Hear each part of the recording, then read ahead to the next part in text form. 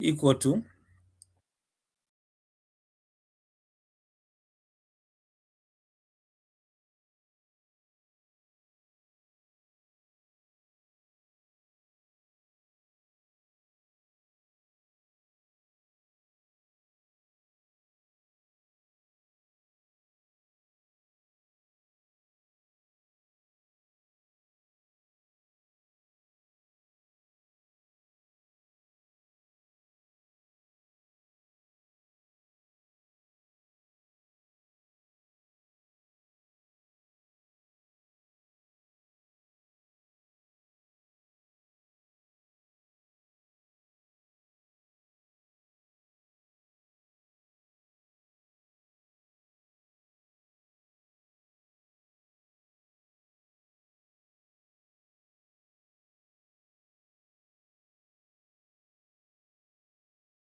February.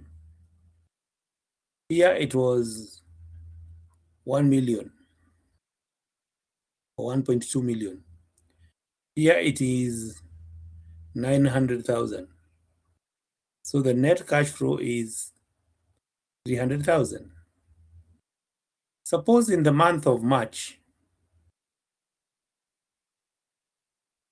we had sometimes the inflows are lesser than the outflows. For example, here, suppose in the month of March, the inflows reduced to 1.1 million and the outflows increased to 1.5 million. So the net cash flow here is 400,000 negative. It is negative 400,000. So you write 400,000, you put it in brackets. So here I've said we have the first month 200, 300, 400 negative. So what about the net cash balance? In the month of January, you drop your 200,000 here. That is what you carry forward. After carrying that forward, you add it to the 300 that was here.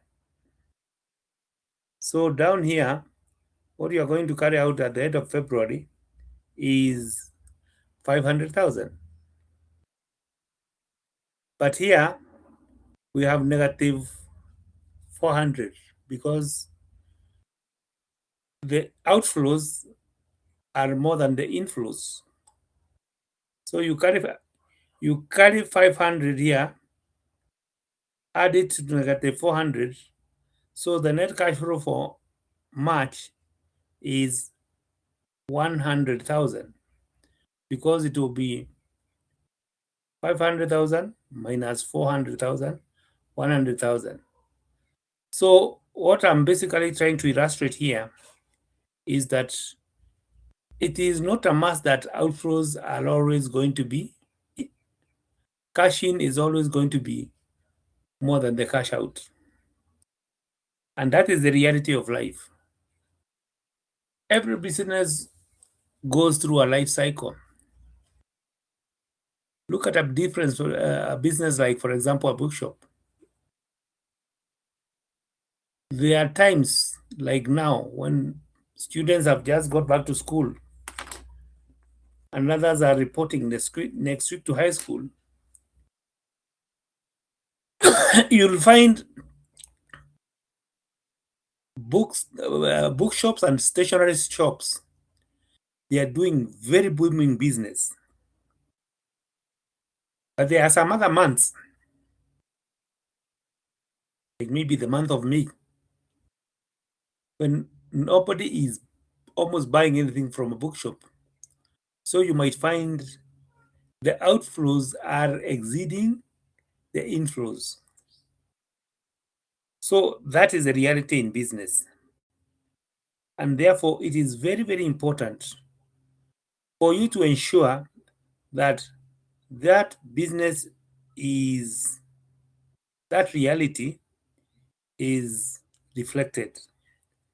That reality is reflected. Again, there are some of these expenses that are only paid once or twice or three times in a year. For example, licenses, they are only paid at the beginning of the year.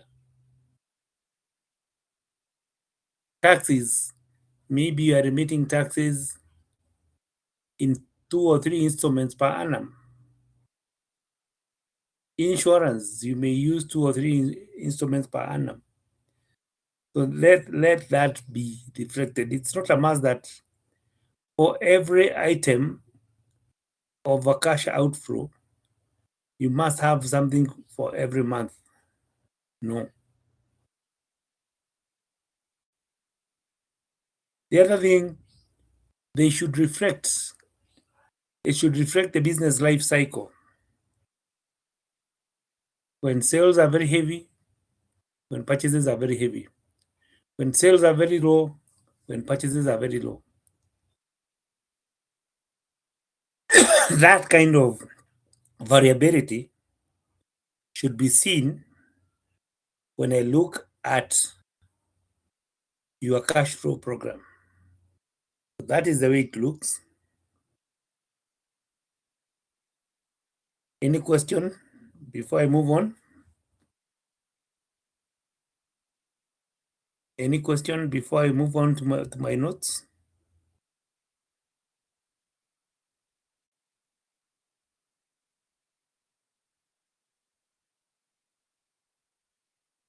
I think I've also given you these in your notes. If you don't have, I can provide.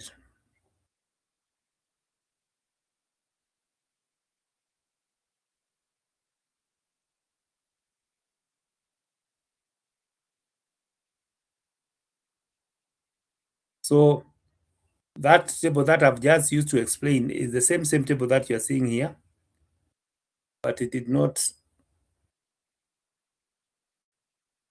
upload nicely. That is why I had to draw another one at the helm, at the side. And the notes are here, so you should not get stuck. Refer to this. So a cash flow statement shows how money is flowing into and out of business. I've said that. Some flows are fixed while others are variable. That is true. So rent is fixed during the year, but electricity is variable.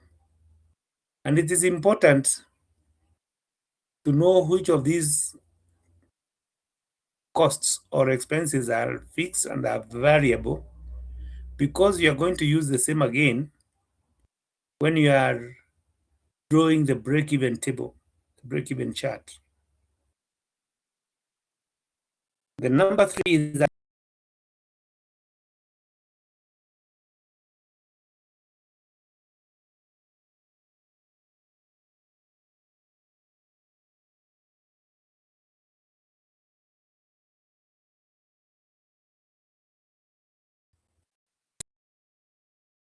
flows are payable few times in a year.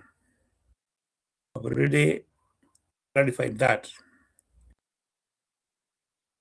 And that not all months will register positive net cash flow. I've already mentioned that. I've also illustrated. You might find that there's a month with positive cash flow, cash outflow, and positive net cash flow, while others will have negative net cash flow. But the point I had not mentioned is that you should avoid having excessive liquidity at the end of the year.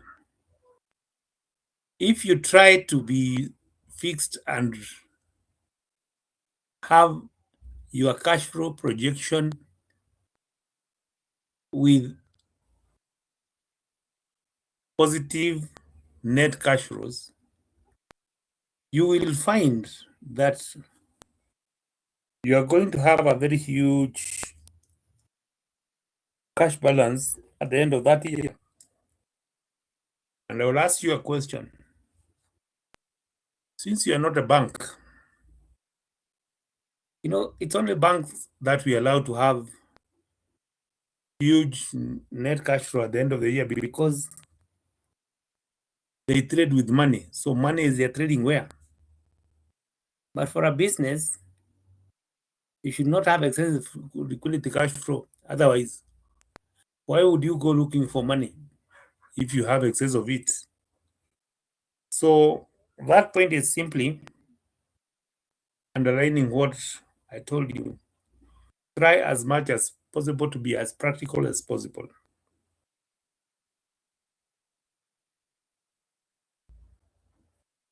Okay.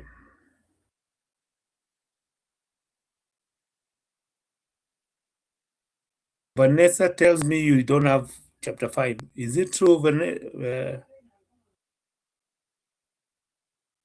Those from printing, do you have chapter 5?